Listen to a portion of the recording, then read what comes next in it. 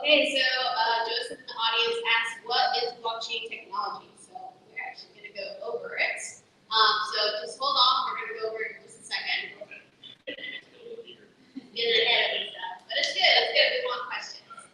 So why should you care? Definitely with crypto, gives you financial access and freedom. So basically, anyone with access to internet can start what's called a digital wallet and buy crypto and start sending and receiving crypto right away. Obviously, if you use traditional banking systems, like for a wire, if you send money over a wire, sometimes it can take 3 to 5 business days and it doesn't send over the weekend. But with crypto, you can send 24 hours a day, 365 days a year. And so it can be limited or inaccessible, obviously, like I mentioned, if you're using traditional banking. And it does give you personal control. So your crypto is not held by banks or any intermediaries if you're holding it in your digital wallet. And of course, one of the great things is that it does reduce the middlemen and fees. So oftentimes when you send something like a wire or when you're trying to withdraw money from an ATM, there usually are pretty high fees. With crypto, there are still some fees called gas fees. But they're much, much lower. They're usually cents to pay. And then privacy and security. So it is secured on the blockchain.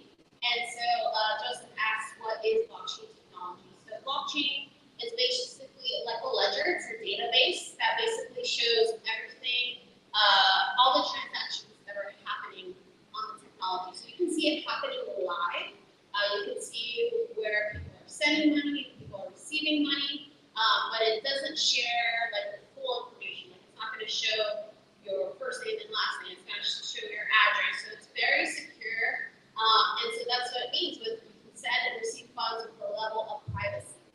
And then of course this is shaping the future of the economy.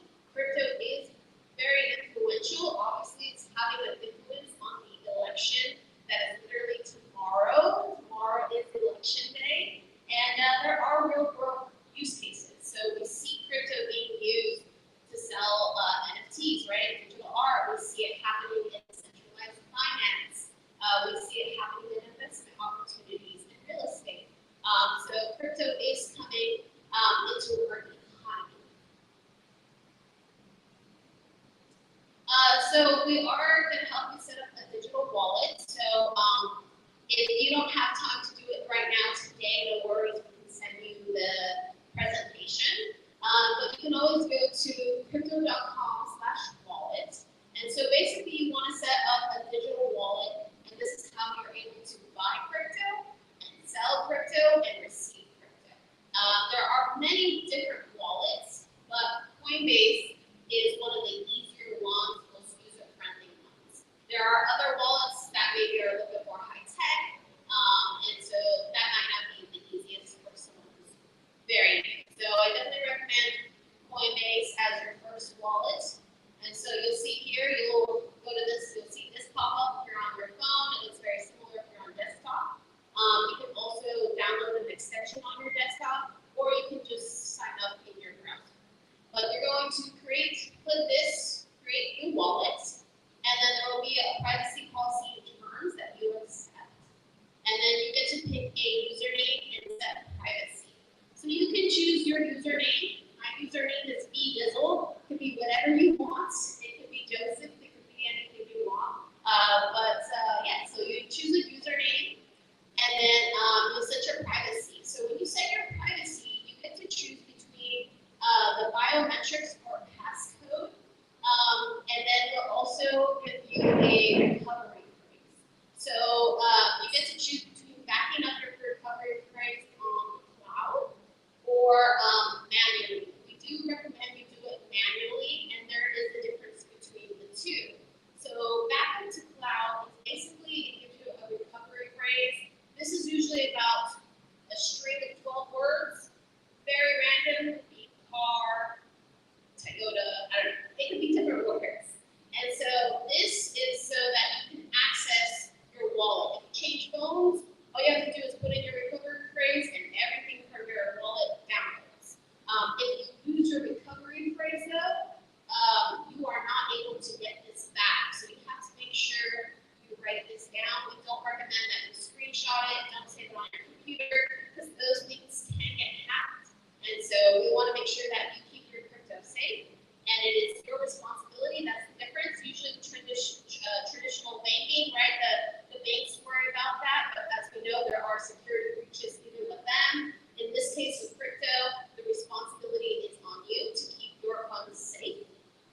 So yeah, you would either back it up to your cloud, and then you would have a password to back that up, or you can write it down manually and you would just confirm the recovery phrase.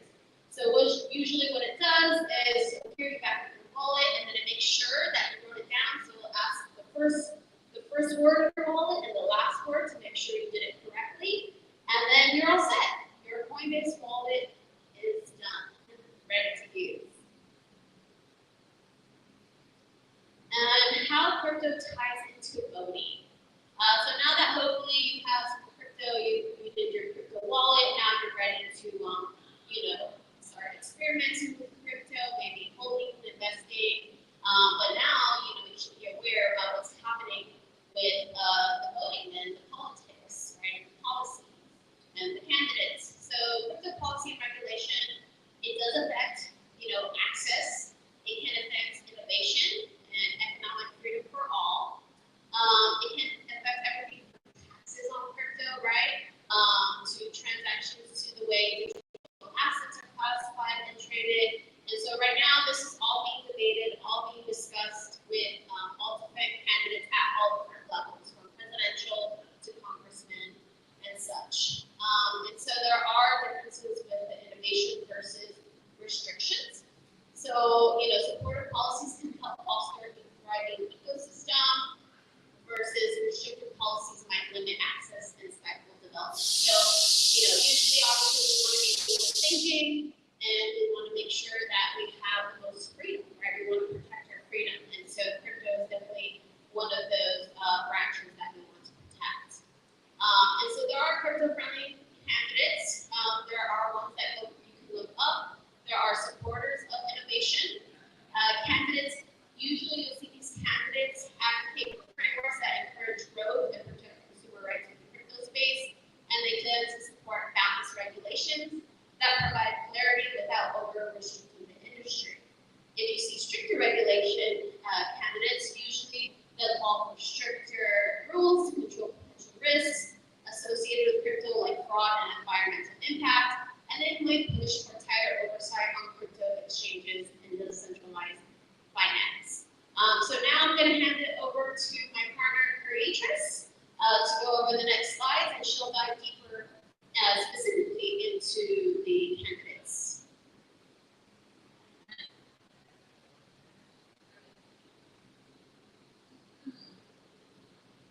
Thank you very much. All right. So now we're talking about key issues. So first of all, my name is Creatress Sara Imora. I'm a multidisciplinary artist and the co-host of There's Layers to This with B-Dizzle.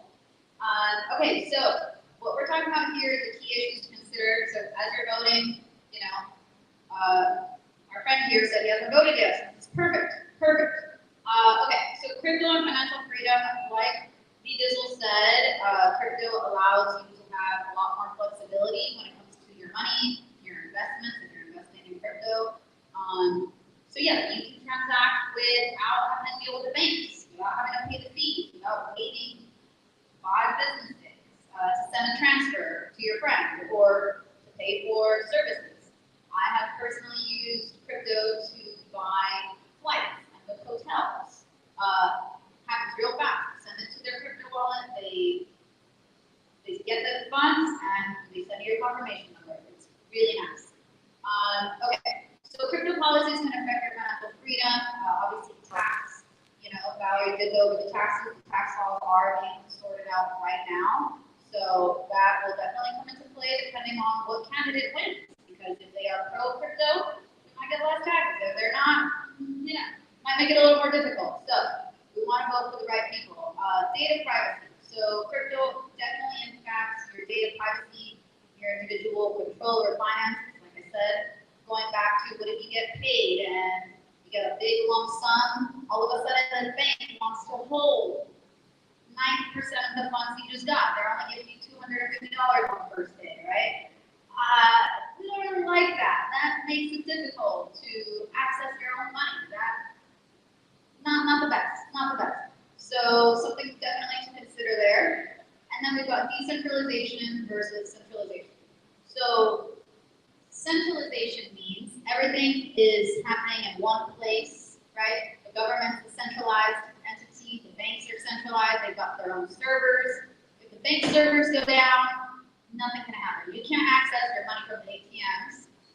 If the banks go under, which we have seen happen in this country, all of a sudden, if you had all your money there, you might not be able to get that, unless you get a bailout, but that's a whole other thing. But your money is there, held up by a centralized bank or a centralized government entity. In this case, decentralization is the opposite, okay? So Bitcoin, for example, just a quick example, Bitcoin is actually a program, like a software program, that a lot of different people are running on their computers all around the world. So if one of those goes down, there's still a bunch of others that are part of the network that are supporting that, and they're keeping it going, so it never goes down fully. Okay, it's not like I said, a bank. I don't want to put any banks on blast, but like for example, Bank of America. They not to say that there's anything wrong with them, but if their servers go down, if they declare bankruptcy, if any of those things happen, all of a sudden that one place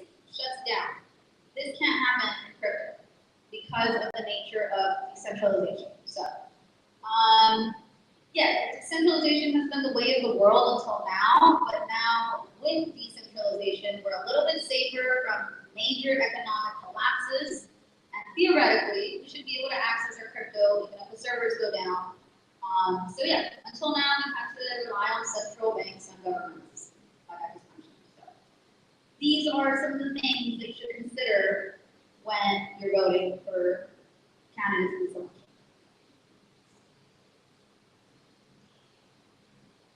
I'm going to go on to the next slide here. There we go. Okay, so get to know your representatives. So as you know, 2024 is going to be a monumental year for a lot of issues for our country, but specifically crypto is what we're talking about. So here's our suggestion.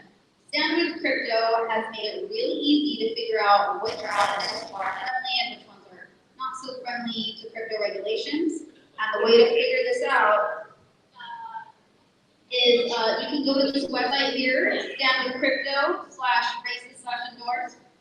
We're happy to send you that link if you'd like. But this is it right here. And what you can do is you go to this page specifically, lists all of the House and Senate representatives that they believe are for crypto regulation.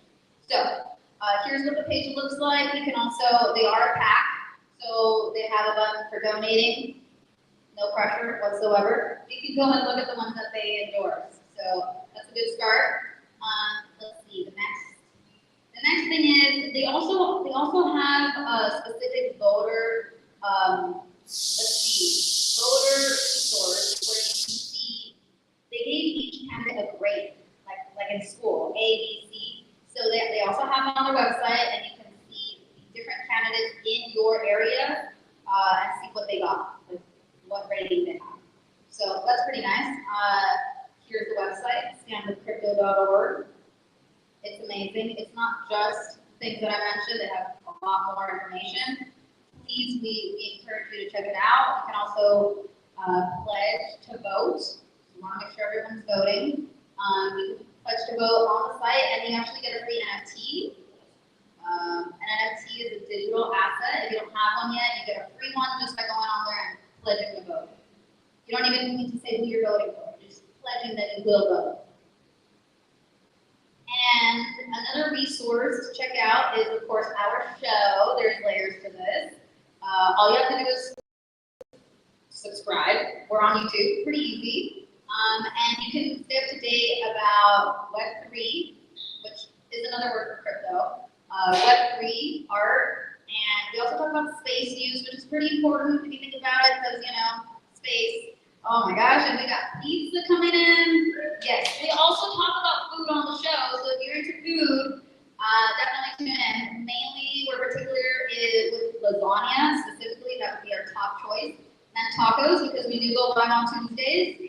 But pizza is right there in the mix as well.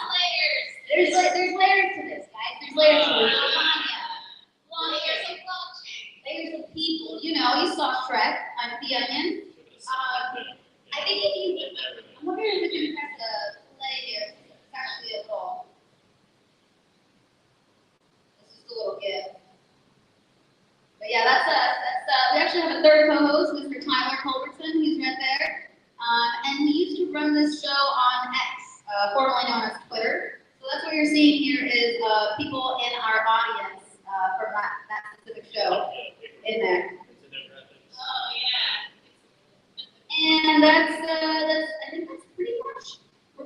to the end here. Oh, here, this is what I wanted to show you. So this is the other page that I was referencing actually. This is where you can find out where politicians stand on crypto specific to where you are. So oh God, my address is here. Let's not look at that. But I used to be registered in Hawaii, so you type in your address and then it tells you exactly what representative, the one that you're gonna vote for and which ones are more friendly. So that was that page. I forgot my address was on there, no big deal. Any questions? Any questions? We've come to the end. Do you have any questions? All right, so like, for NFTs, you said you had one. Like, are they still like a thing? I know they've been going up and down. Yes. So All yes. I know is like, what's it like Grumpy Monkey or 4 days? Yeah. Grumpy Bumpy. He said Grumpy Bumpy instead of 4 days. That's hilarious. Repeat the question. Okay, the question was, are NFTs still a thing? We heard about Grumpy Dumpy. He meant 4 days. That's cool. Yes. So NFTs are still very much a thing, but the volume, the market volume has significantly gone down since the bull market of 2021. You know, we are in a kind of a recession, so there's not as much money going into NFTs, but people are still certainly selling, buying, trading, and creating NFTs. In fact, I'm working on a couple myself. So, and regardless of, you know, where the market is right now, as you may know, stocks, they go up and down too, but just because the stock market's down doesn't mean it's not a thing anymore. So, hopefully, I don't know if that answers. And Well, no, the I'm just kind of curious what NFTs, like, so if you own one, so, like, can anybody use it, or is it strictly for you? Oh. Like, can you call like a Google image? Oh, this is a great question. So the question is if anyone can use it. If you own an NFT, can anyone use it for whatever they want? And the answer is it depends on what NFT you have. So each NFT, okay, an NFT is really just a digital asset, okay? And the assets can have art attached to them. They can have real world assets now, like property. A house has been sold as an NFT now, right? So obviously you can't use the house, not even use the house, right? But in this case, for example, Bored Ape, okay, since that was brought up, Valerie has one of those, okay? They used to be well over 100,000, now they're still thousands, so still something. But those Bored Apes, the art can only be used by the owner, okay? The IP rights go to the owner. On the other hand, an NFT like Cryptoads, which is this guy right here on our, lovingly named Lorenzo. So that is part of a collection called Cryptoads, and that collection is CCO, which means public domain. Anybody can use it, exactly, but not all NFTs are like that. The artist who created the Cryptoads, his name is Gremlin, he decided to make his whole collection CCO because he wanted anybody who wanted it to use it, or get it out there. But it's a very case-by-case basis. All right, some NFTs. So say like somebody did you, they took like a screenshot. Yeah. And just want like, are you gonna go like, if you own the NFT, you take him to somebody and PFP Iowa, you posted it like. Yeah. That's a good question. Yeah. NFT, No, that's a. Buy a game, basically. Yes. So nobody else can like display it in their house, their virtual house. Yes, sir. So the question is, can anyone display it? What are the things? I think Val has some things to say on this, but I guess my answer would be, yes, buying an NFT is kind of like buying a painting. The only difference is it's there online, and anyone could save it, print it, put it in their house. That's one thing.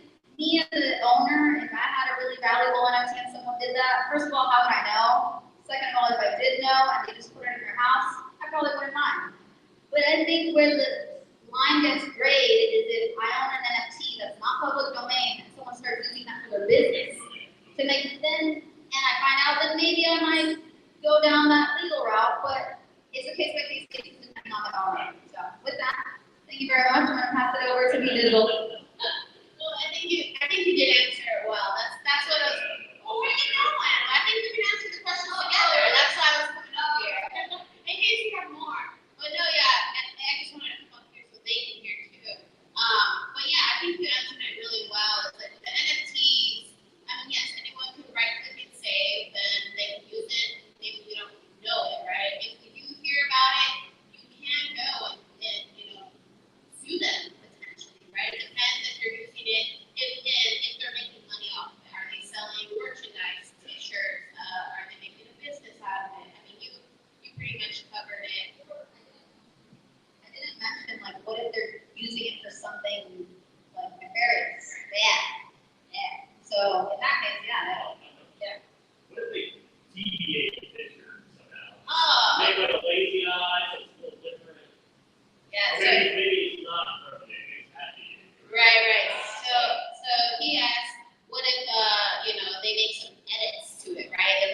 similar, but maybe they do something different with the eyes or the smile or the background, right? And so we would call that a derivative. And there are people who take, certain entities and their images and make derivatives out of it.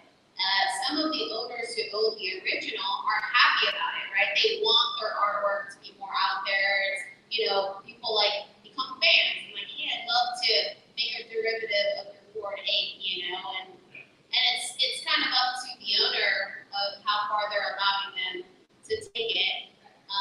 But yeah, I don't know if you have anything to add to that. Yeah, I would say, like Valerie's right, it really just depends on the owner. But in terms of legally speaking, when it comes to art, if you want to take inspiration and make a derivative, for example, say Mickey Mouse, you have to change it at least 50%. And the thing is, in court, it's ambiguous. Like, how do you prove you changed it 50% from the original, right?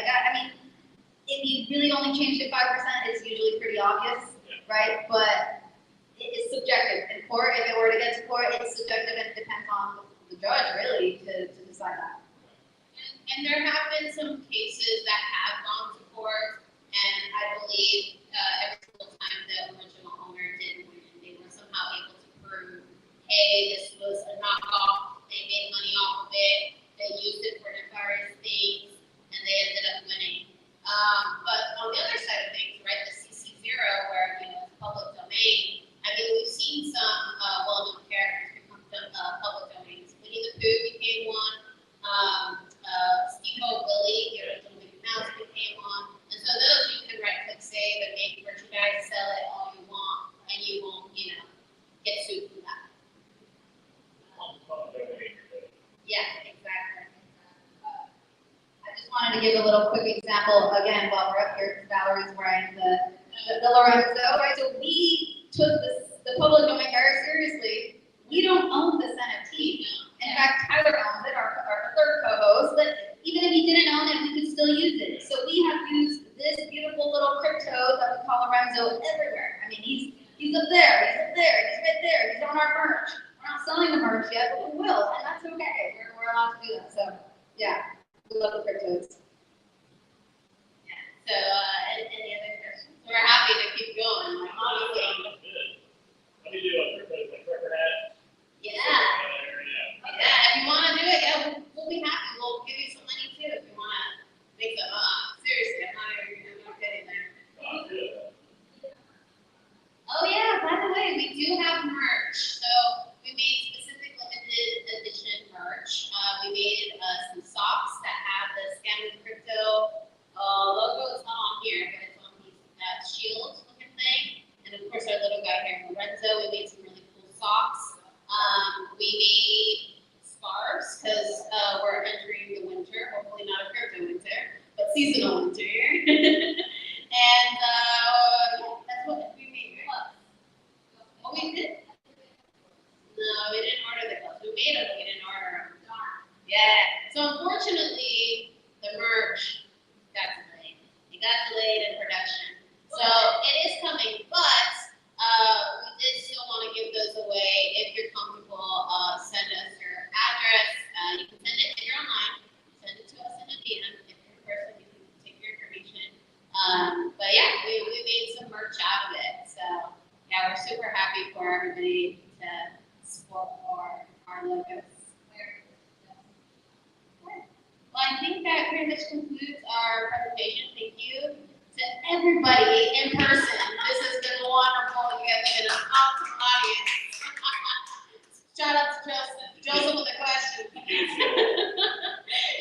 And thank you so much to New York Brewery who hosted us at this amazing venue, provided the beer and the pizza, and of course, thank you to Stanley Crypto who funded us. There's layers to this to come to Charleston, bring the information to you guys virtually and in person, and of course, letting us have some fun. So thank you so much again, and yeah, if you have any more questions to think of later, feel free to reach out to us. I'm at @BDizzle, BPIZZLE.